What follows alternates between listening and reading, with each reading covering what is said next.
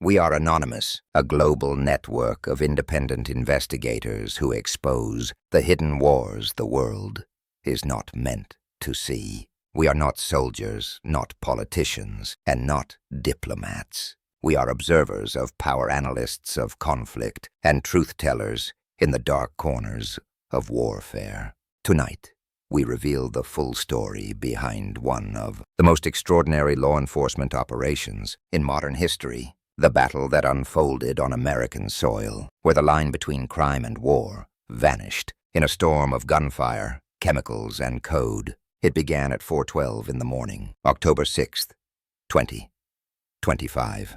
The sky over Riverbend Industrial Park, Georgia was silent, still and heavy with fog. Then the silence broke. A single flash split the night. FBI hands up federal warrant. Within seconds, the quiet industrial district erupted like a battlefield. 6 FBI hostage rescue teams, backed by ICE tactical units, and local SWAT breached a warehouse flagged by intelligence less than 2 days earlier. Flashbangs burst like thunder. Boots slammed into steel. Commands echoed through the dark. Inside was not a simple smuggling den, but a chemical fortress built by the Sinaloacartel. Agents stepped into a blizzard of white fentanyl dust, thick enough to choke a man in seconds. Sensors hit over 11,000 micrograms per cubic meter, levels instantly lethal. On the floor lay over 1.2 million counterfeit pills, 850 kilograms of methamphetamine, and 400 kilograms of pure fentanyl base,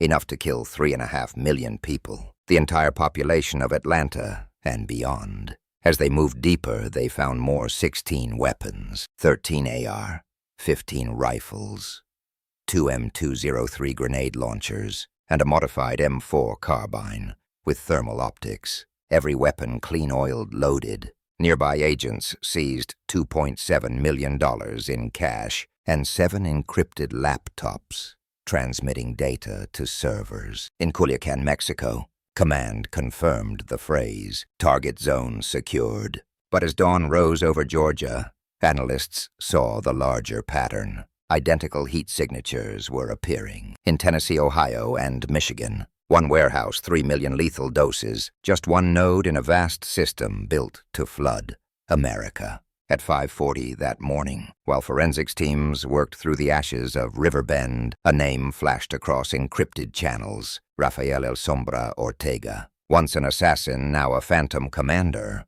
the unseen architect of a $5.2 billion transnational empire stretching from Culiacan to Chicago. His command center sat inside a heavily fortified estate, guarded by concrete walls, satellite towers, and armed men. Intelligence from seized laptops revealed 31 shell companies, 42 ghost trucks, 28 crypto wallets. Every week, $18 million vanished from U.S. soil, reappearing as gold transfers in Hong Kong and shadow accounts in Mexico City.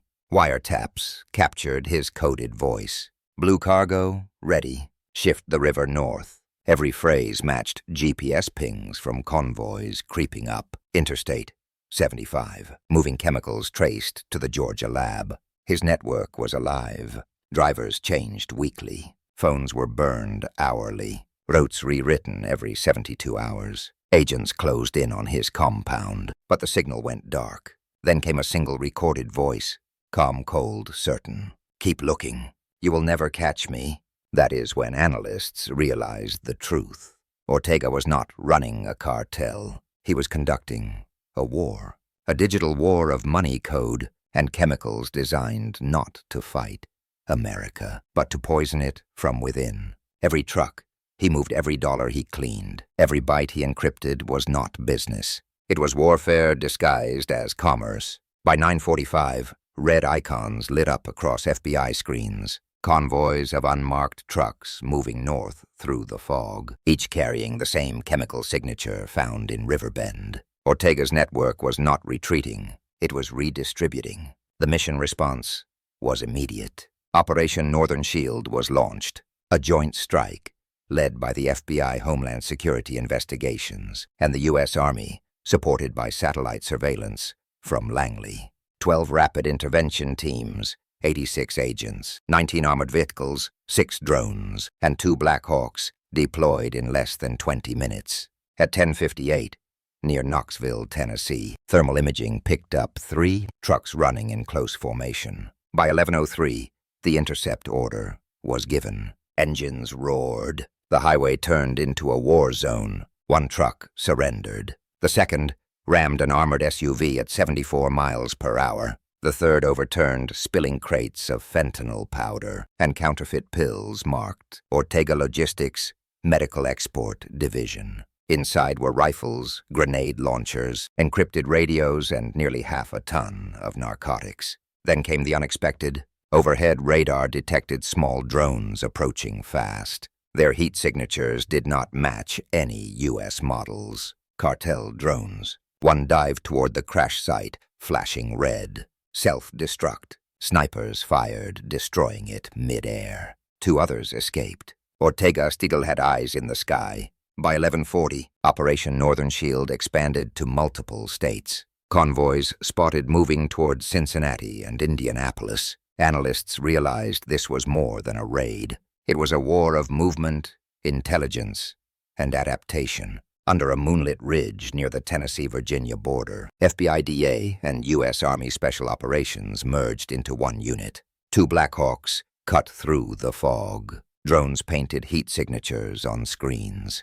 Every breath calculated. At 22:40 hours, the mountain exploded. Flashbangs burst. Agents stormed through fire and smoke. Tracers turned the tree line red. Snipers responded with precision. Every shot deliberate. Every step coordinated. Inside the compound, hidden corridors collapsed to reveal underground bunkers. Server rooms buzzed under layers of heat insulation. SATCOM arrays blinked faintly toward Culiacan. Maps of distribution routes stretched across concrete walls. The fortress was an empire carved in steel. Then they found it. A reinforced door welded beneath a workshop. Thermite burned through the lock like liquid fire. Behind it stood the command node banks of servers. Encrypted drives live uplinks, sending orders south. At the center sat Rafael elsombraortega, wounded but unbroken. He stared at the agents and sneered. Cut one head, 2 grow back. He reached for a device. A single shot shattered it. The capture was clean, fast, by the book. When the dust settled, the compound was silent. Servers seized. Prisoners cuffed.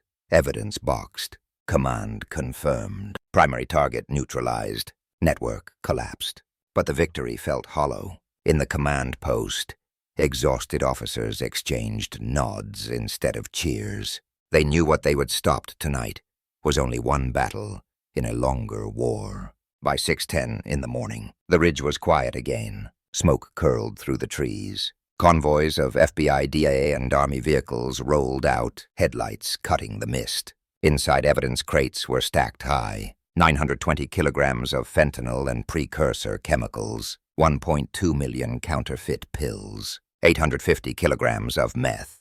Enough to make 3.5 million lethal doses. 24 cartel operatives captured alive. $68 million in cash and gold seized. In a tent below the ridge, analysts decrypted the seized drives. Offshore crypto chains, fake medical contracts, shadow banks, Chinese laundering networks. Every file traced back to Ortega's empire. For the first time in years, the Sinaloa network on U.S. soil went dark.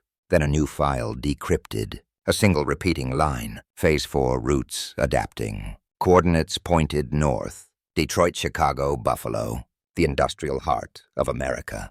Ortega's network was not dead. It was evolving. At dawn, agents stood shoulder to shoulder for a quiet ceremony. Their uniforms were stained with mud and ash. A U.S. Army major told them, "You did not defend a city tonight. You defended a nation." Around them, the flag rippled in the smoke-stained wind. The war on American soil was far from over. It was simply changing shape. By noon, Washington held its press briefings. Officials praised Operation Northern Shield as the most precise interagency strike in modern U.S. history. Every move measured, every strike exact. When America's defenders act as one, no enemy can break its shield. But inside the data tents, one phrase remained on the command board: maintain readiness. Justice is not a moment. It is a mission.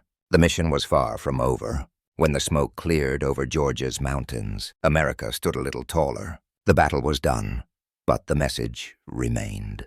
Operation Northern Shield was not just a mission. It was a statement. When the most violent networks threaten American soil, they face not chaos, but precision, unity, and resolve. Across every agency, FBI, DEA, Homeland Security, and the U.S. Army, men and women stood as one force, guided by one creed: protect the homeland, protect each other. They fought through darkness, poison, and fire, and they emerged unbroken. These were not faceless agents. They were fathers, mothers, sons, and daughters, people who traded comfort for courage, so the rest of us could sleep through the night. As dawn rose over the smoldering ridge, a single phrase echoed across the radio: justice never sleeps, neither do we.